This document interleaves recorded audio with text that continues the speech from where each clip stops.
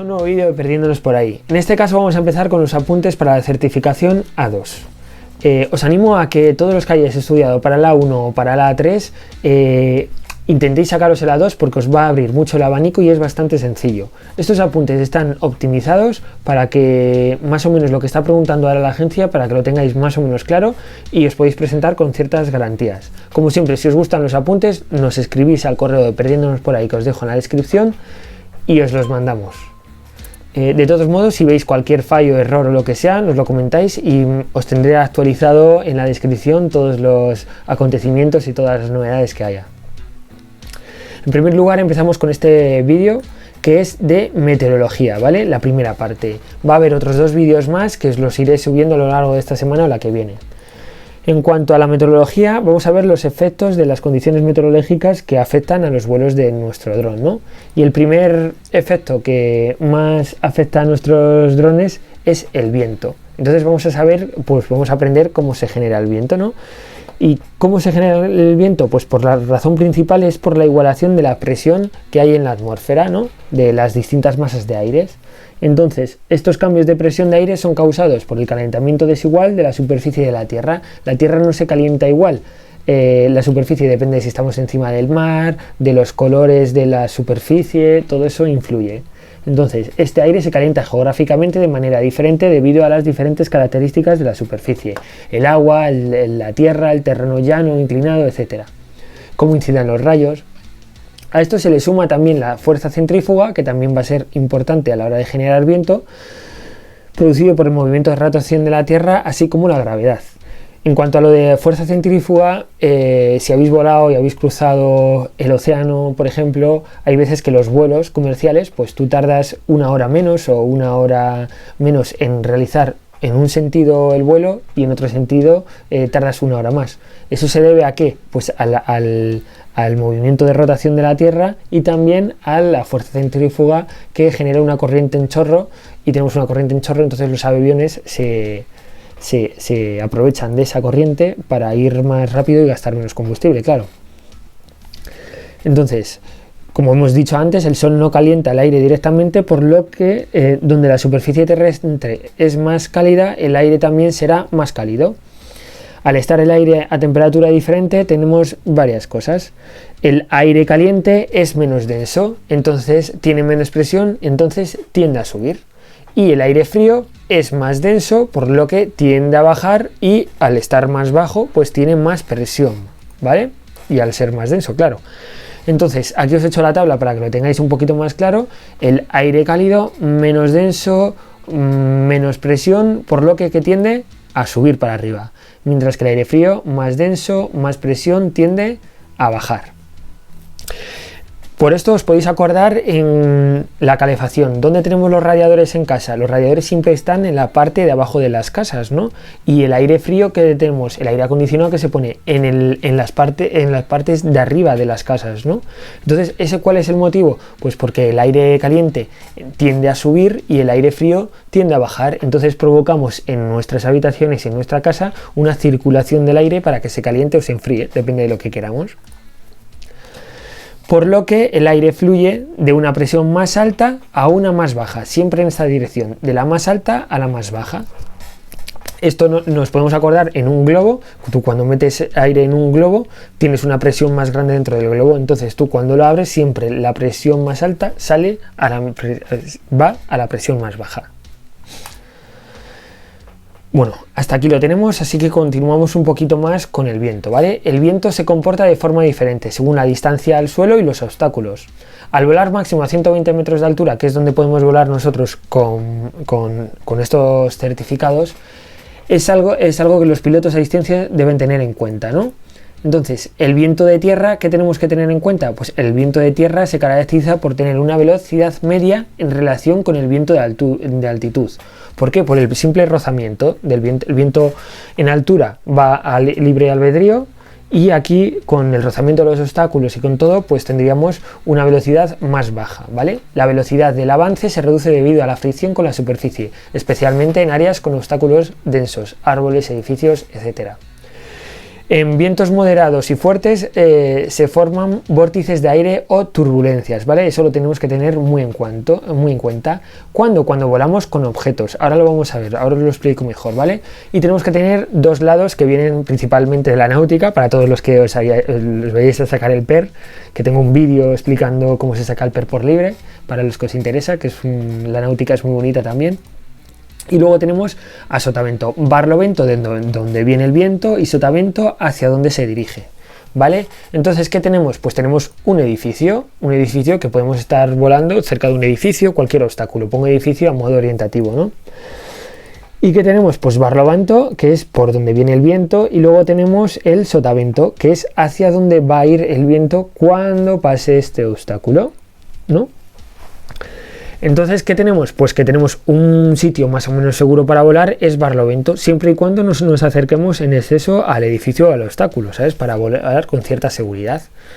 Y ya que cuando viene el aire de barlovento, tanto de barlovento muy cerca del edificio, vamos a tener una especie de corrientes que se van a generar pues para evitar el obstáculo, ¿no? Entonces tendríamos aquí como remolinos de viento cuando choca aquí, y luego para arriba tendríamos también que el aire va a buscar pues intentar evitar el obstáculo, ¿no? Y luego tendríamos justo detrás del sotavento tendríamos una zona sin viento muy justo al edificio, pero a nada que nos separemos del edificio podemos tener unas rachas de viento muy peligrosas, ¿vale? Entonces tenemos esta zona de turbulencias y esta zona de turbulencias también si estamos muy cerca del edificio.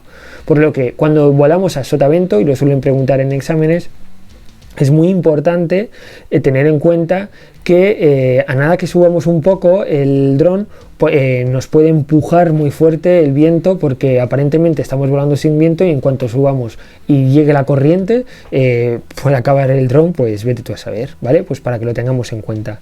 He hecho este dibujo para que lo tengáis más o menos esquematizado.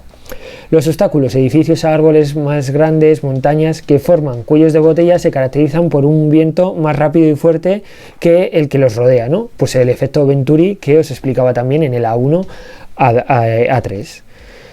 El viento rachado, fuertes lluvias y tormentas también provoca inestabilidad en el vuelo, como es normal, y la posible pérdida de control de la aeronave. Siempre que vengan tormentas, lluvias y todo eso, lo mejor que podemos hacer es cancelar nuestro vuelo y ya está.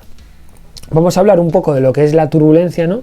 Que es la masa de aire que cambia de dirección y velocidad de forma muy rápida y desigual, ¿vale? Es difícil o incluso imposible controlar el vuelo del dron y existe la turbulencia de los obstáculos, que generan los obstáculos, y la turbulencia térmica que se produce los días calurosos y soleados debido a un aumento de la masa del aire por el aire caliente, ¿no? Un viento moderado reduce la potencia necesaria para flotar. Cuando tenemos viento moderado, pues volaremos con nuestro dron con una autonomía más o menos buena, ¿no? Más o menos realista a lo que nos da el fabricante, que siempre suele ser algo menos, ¿vale? En la realidad. Pero los vientos fuertes, racheados y las turbulencias requieren más potencia, porque el dron nos lo va a intentar corregir, más consumo y menos autonomía. O sea, es algo a tener muy en cuenta cuando volamos el dron, porque vamos a reducir nuestra autonomía. Y luego la ráfaga, pues ¿qué es una ráfaga? Pues una velocidad del viento que aumenta repentinamente. Una turbonada, cuando esa ráfaga que teníamos anteriormente se extiende aproximadamente durante un minuto. Los drones con ala fija son particularmente muy sensibles al cambio rápido del viento en contra a viento dorsal, ya que pierden sustentación, ¿vale? Porque su velocidad aérea puede caer por debajo del mínimo permitido y por tanto volverse inmanejable.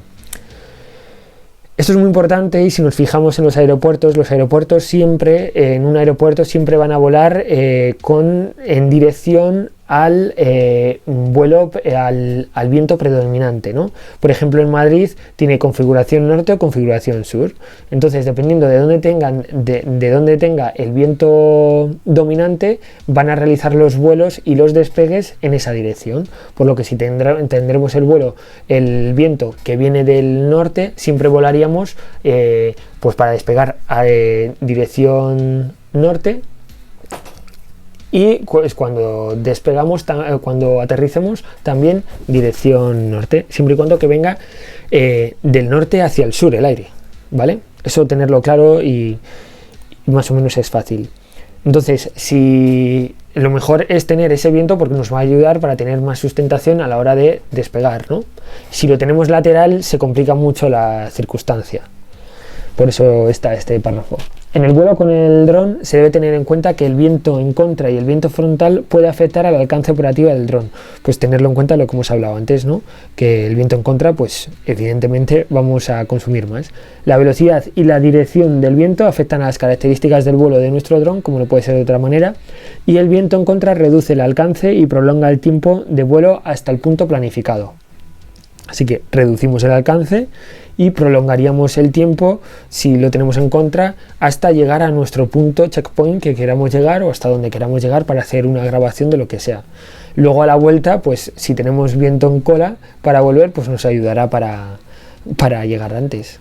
Pero bueno, es mejor pensar que siempre vamos a tener el viento en contra para no pillarnos los dedos. Entonces, como novedad en estos apuntes de la 2 os he puesto como varios recuadros de conceptos claves con partes de preguntas que he visto por ahí, que me han salido a mí en el examen, para que lo tengáis más o menos claro, y os centralizo aquí datos importantes y alguna cosa que no están en el resto de los apuntes, ¿no? Entonces, como el primer concepto clave en el concepto del viento, en caso de encontrar turbulencias durante la operación, la aeronave tendrá dificultades para mantener una posición o trayectoria estable, bastante obvio. La velocidad del viento a medida que aumenta la altitud o la altura sobre el terreno es más fuerte, también lo he dicho, ya que pensamos que el suelo siempre va a tener un rozamiento y va a frenar el aire, ¿vale? Si estoy realizando una operación con una aeronave no tripulada y se avecina una tormenta, ¿qué debo? Pues lo más sensato, pues aterrizar lo más rápido posible y nos evitamos de problemas. En comparación con un área sin obstáculos, las velocidades del viento en las proximidades de obstáculos o en ciudades son mucho más bajas justo por encima del suelo y aumentan mucho más rápidas al aumentar la altura. Así que, en comparación con sitios sin obstáculos, en las ciudades o en sitios donde tenemos muchos obstáculos o muchos edificios, cuando estamos más abajo de la superficie terrestre, pues vamos a tener un aire mucho más bajo, unas velocidades de aire mucho más bajo por los obstáculos que tiene en sí, pero si vamos subiendo podemos encontrarnos unas ráfagas muy fuertes, ¿vale? Entonces vamos a relacionar mucho más bajo el viento encima del suelo, pero aumenta muy rápido para arriba, ¿vale? Tenerlo muy claro porque esto es pregunta de exámenes, lo preguntan. Una aeronave no tripulada vuelve al punto de despegue tras realizar una operación. Teniendo viento en cola, ayudaría a reducir la duración del vuelo durante el regreso, como lo que he dicho antes, ¿no? Cuando hemos ido para allá nos va a costar mucho porque tenemos el viento de frente, pero en cuanto nos demos la vuelta, con el viento de cara, pues nos va a ayudar, ¿vale? Entonces tardaremos menos para volver, pero más para ir. Las turbulencias con el vuelo del dron se dan con mayor frecuencia en las inmediaciones a los obstáculos, ¿no? La aeronave no tripulada tendrá dificultades para mantener una posición o trayectoria estable. Esto es repetir un poco lo de arriba, ¿vale? Pero bueno, por lo que el efecto del viento afecta a la maniobrabilidad y a la autonomía de la aeronave no tripulada. Pues bueno, unos conceptos claves que tenemos que tener claros a la hora de hacer el examen con respecto al viento. Ahora vamos a ver otro factor determinante de la meteorología, ¿no? Que es la temperatura. Además de las limitaciones técnicas que dependen de la temperatura, el deterioro del rendimiento del vuelo a altas temperaturas también se debe a una reducción de la densidad del aire, ¿vale? A bajas temperaturas, entre 5 grados y menos 20 grados, se puede producir el engelamiento. ¿Engelamiento qué es? Que se produzcan escarcha encima de las superficies clave del avión o de la aeronave y tengamos problemas, ¿no? Entonces, pues mira, aquí tenemos un ejemplo sobre todo en ala fija, ¿no? Pues que el flujo de aire con todo sin hielo pues va a funcionar bastante bien, todas las dinámicas del aire pues va a ser la correcta, ¿no? Pero en cuanto tengamos un hielo o cualquier tipo de de algo pegado a la aeronave, a nuestro perfil alar, por ejemplo, pues ya dificulta y crea turbulencias, crea un vuelo inestable, más consumo, más incómodo. Entonces, pues para tenerlo en cuenta. Entonces, ¿qué se utiliza? Que si habéis volado alguna vez en avión, pues lo habéis visto alguna vez, si vais en invierno, es que utilizan el glicol, ¿vale? Que duchan al avión antes de salir para quitar todo ese hielo que puede ser más peso y más desgaste aerodinámico y más incómodo para el pasaje, incluso peligroso, ¿eh? Por eso se realiza. Cuando la temperatura es muy baja, por debajo del punto de congelación, tiene sentido precalentar las baterías y mantenerlas calientes, ya que a muy altas temperaturas pierden mucho rendimiento las baterías, ya que tienen su zona de confort, como he dicho en otros vídeos, y a muy baja temperatura lo ideal es precalentarlas un poco a lo que diga el fabricante para que no sufran las baterías y estén en su rendimiento óptimo, siempre de acuerdo a las instrucciones del fabricante. La temperatura también es un factor importante para el piloto de drones, que podrá tener dificultades para manejar los drones debido a la ropa y al equipo de protección inadecuados. Pues cuando hace mucho frío, como no tengas la ropa adecuada o sea muy incómoda, pues puede ir en contra de tu confort, ¿no? Y crear más fatiga y crear cosas que son contraproducentes para el vuelo. Conceptos clave. Bueno, seguimos con los conceptos clave que he puesto como novedad en estos apuntes, y tenemos lo que es la temperatura, ¿no? Entonces, cuando las temperaturas son muy elevadas, se tiene que tener en cuenta que se reduce el rendimiento de la aeronave no tripulada debido a la disminución de la densidad del aire. Como la densidad del aire es más bajo, el dron va a tener que hacer más fuerza y tienen que ir ligeramente por encima de revoluciones las hélices que cuando la densidad del aire es mayor, ya que en una palada de hélice es mucho más efectiva, ¿vale? Tenerlo eso claro. A la hora de volar con un dron con altas temperaturas, debo tener en cuenta que las térmicas locales pueden provocar turbulencias debido a la variación de densidad del aire, ¿vale? Sobre todo térmicas locales. Nos fijamos en térmicas localmente localizadas, pues podemos provocar turbulencias en encontrarnos con ellas, ¿no? Cuando la temperatura es muy alta, el rendimiento de las baterías disminuye, como lo que acabo de decir hace nada. Cuando la temperatura es muy baja, es necesario calentar las baterías para tener un rendimiento correcto de estas. Y estos son los conceptos claves de la temperatura. El siguiente concepto que tenemos que tener claro es la visibilidad, que nos afectaría, es muy importante, ya que nosotros vamos a volar siempre con vuelo visual, ¿vale? Y es clave para garantizar la seguridad de la operación, más que del dron, ¿vale? Por tanto, necesitamos conocer los fenómenos meteorológicos que reducen la velocidad. Con visibilidad. Con visibilidad reducida es difícil o incluso imposible controlar el dron y evitar obstáculos de manera efectiva. Hay que tenerlo muy en cuenta, ¿vale? La visibilidad se reduce considerablemente pues cuando tenemos lluvias intensas. Para eso tenemos que ver si el fabricante nos permite volar con lluvia. La visibilidad es nula cuando entramos en nubes muy densas o con niebla, y la visibilidad también puede verse reducida debido al polvo, al humo o a la nieve transportada por el viento. Se debe prestar especial atención a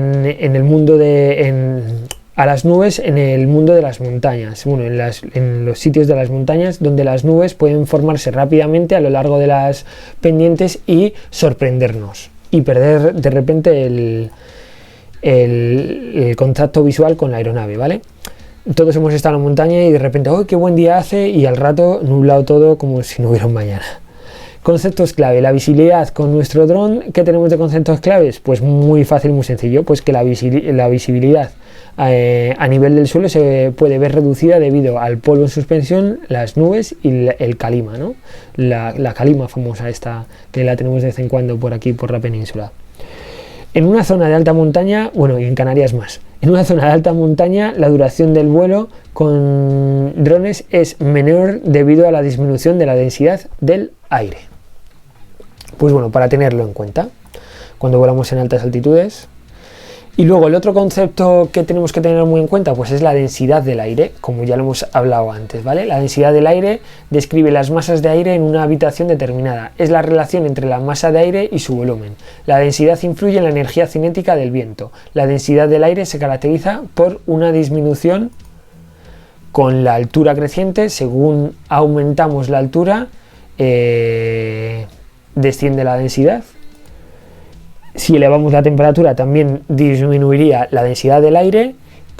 Con la humedad creciente también disminuye la humedad de la densidad del aire, y con el aumento de la presión también disminuye esa densidad. El rendimiento de nuestro dron está asociado a la densidad del aire, lo que significa que tendrá capacidad reducida en un día caluroso, húmedo y en altitudes más elevadas. Y ahora, ¿qué vamos a ver? Vamos a ver un poco de predicción meteorológica, pero voy a ir muy al grano, a conceptos claros que tenemos que tener a la hora de predicciones meteorológicas. Hay muchos apuntes por ahí que he encontrado que hablan un poco de lo que son las nubes y tal. Yo no lo veo excesivamente muy importante para lo que nos atañe a nosotros, ¿no? Entonces os he puesto pues esta página para que la consultéis si os da curiosidad. Pero bueno, para los que les gusta la náutica y tal, también está muy interesante conocerlas. Yo no lo voy a explicar aquí, ¿vale? Pero lo que sí que tenemos que tener claro que son las isobaras, ¿vale? Que son unas líneas que unen puntos de igual presión en los mapas meteorológicos de superficie. Viene la palabra pues de iso igual y bar presión igual, ¿vale? Puntos de unión de presiones iguales. Y tenemos que tener muy claro los anticiclones y las borrascas, ¿vale? Entonces, para la predicción meteorológica, el anticiclón, ¿qué es? Pues una zona de altas presiones, ¿vale? Entonces, zona o región con presiones relativamente altas. Si vemos aquí las isobaras, tenemos la isobara central del anticiclón, que es 1028, ¿no? Pues según vamos a otra isobara vamos a ir disminuyendo, ¿vale? Entonces sabemos que estamos en un anticiclón porque vamos del centro más alto hacia afuera valores más bajos, ¿vale? La expresión es máxima en el centro y debe estar rodeada al menos por una isobara cerrada. Las presiones en su interior suelen situarse por encima de 1013, que es el valor nominal de la presión atmosférica. El giro es siempre, cuando tenemos anticiclón, siempre vamos a girar a derechas, ¿vale? Siempre gira hacia derechas. Y la circulación del aire dentro de lo que es el anticiclón, en el centro bárico, es de arriba hacia abajo. Es como se recicla ese aire caliente, ¿vale? Tener claro sobre todo que gira hacia derechas, ¿vale? Y ahora vamos a las borrascas, que si nos fijamos, pues justo lo contrario que el anticiclón, el área encerrada por al menos una isobara cerrada presenta presiones relativamente bajas con un mínimo de presión en el centro bárico. Pues tenemos aquí el centro bárico, que tenemos 1008, la siguiente isobara sería 1012, así que vamos de menos a más, por lo que estamos en el punto más bajo de presión, ¿no? Por lo que la presión en su interior es menor que la presión existente en las regiones que lo rodea. El giro es siempre a izquierdos, así que el anticiclón a derechas, al sentido de las agujas del reloj, y las borrascas siempre al revés. Esto nos va a ser muy importante para, ahora más adelante os lo explico, ¿vale? Para saber dónde, hacia qué dirección va el viento. El giro es siempre a izquierdas y la circulación del aire en el centro bárico, en el anticiclón, iba de arriba a abajo, y en el centro bárico, en la borrasca, va de abajo a arriba. Y ahora pues lo vamos a ver un poquito más claro. Otra cosa, y ya voy a la explicación más en detalle, es la simbología de los frentes, ¿vale? No confundir con la dirección del viento, ¿vale? Que ahora lo explicaré, ¿vale? Entonces tenemos estos triangulitos azules, es un frente frío, el rojo frente cálido, el morado así con triángulos y círculos tenemos frente ocluido, y estos alternativos de arriba a abajo, frente estacionario, ¿vale? Bueno, sobre todo por si nos preguntan cualquier simbología de esta, que lo sepamos. Y ahora tenemos una posible pregunta de examen, que esta es una imagen real de examen real de la ESA, ¿no? Y entonces nos dan varios puntos y nos pueden preguntar, pues, ¿cuál es el lugar del punto en el que tenemos la velocidad del viento más rápida? Pues mira, para saber dónde el viento va más rápido es donde están más cerca las isobaras, ¿vale? y donde va a ser donde tengamos menos viento es donde estén más alejadas las isobaras, ¿vale? Porque al tener siempre la misma presión, pues el aire está más o menos en calma, pero al haber mucha diferencia de presión y las isobaras muy juntas, porque hay mucho cambio de presión, pues creamos una corriente del aire para ajustarse, ¿no? Ese aire. Entonces el lugar donde más corriente tendríamos, más viento tendríamos, sería el punto A, y el de menos sería el punto C, ¿vale? Esto es baja presión, L, low, baja presión. Y aquí tenemos otro ejemplo, y aquí tenemos una L de baja presión y una H de high, de alta presión, ¿vale? Como hemos dicho antes, los anticiclones, las altas presiones giran hacia derecha al aire, y las bajas presiones vuelan hacia la izquierda. Entonces, ¿qué vamos a tener? Que hacen este giro para acá, para arriba, y este giro para arriba. Entonces, depende de dónde te digan dónde tienes en punto, tienes el giro, ¿no? Entonces, en este caso de aquí, L tenemos baja presión y la H alta presión. Espera, que vuelvo para atrás. En este caso de aquí, si nos dicen en el punto C hacia qué sentido va el aire, como aquí tenemos una baja presión que va hacia izquierdas y aquí hacia derechas, esta corriente de aire, que es donde más aire vamos a tener en el punto C también, va a ir de abajo para arriba. Entonces va dirección hacia el norte, ¿vale? Del sur al norte. Sin embargo, si nos preguntaran del punto A, aquí venimos de, esta es alta presión hacia la derecha, esta es hacia la izquierda, así que la dirección de este viento es dirección de derecha a izquierda, ¿vale? Para que lo tengáis en cuenta. En esta parte de aquí, de izquierda a derecha, porque va a derechas. Y aquí os pongo por último, para terminar, lo que es un anticiclón, donde podríamos ver perfectamente, aunque no nos dijeran que es anticiclón con una A, podemos ver que esto es una isobara de 1040 y todas las que la van rodeando alrededor van descendiendo. 1032, 1024, 1016, 1008, y aquí seguramente que no se ve, sería una borrasca o una baja presión. Entonces aquí giraríamos hacia la derecha y aquí nos encontraríamos hacia la izquierda con la corriente de aire hacia esa dirección. Y bueno, pues hasta aquí el vídeo de esta parte. Espero que os haya sido de utilidad. Si os ha gustado, darle a un like, suscribiros, comentar todo lo que queráis, y nos vemos en el siguiente vídeo. Un saludo a todos.